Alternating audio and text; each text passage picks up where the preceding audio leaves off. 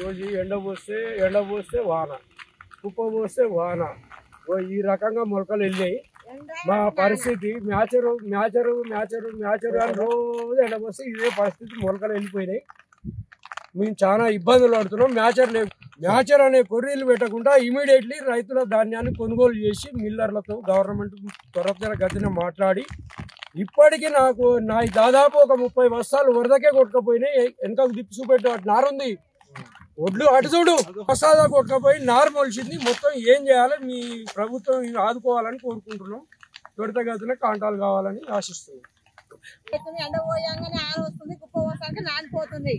ఈ ఒడ్లల్లో మేము ఆగం అవుతున్నాం. రైతులు మాకు ఎట్టుదో న్యాయం చేయాలి.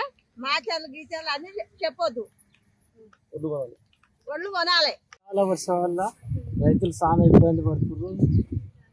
వడ్లు ఎండకుండా కానీ మ్యాచర్ లేకుండా తీసుకోవాలని ప్రార్థిస్తున్నాం. లేకపోతే మేము ఉరిపెట్టుకునే పరిస్థితి ఉంది సార్. చాలా నష్టమైన దయ చూడగలరు.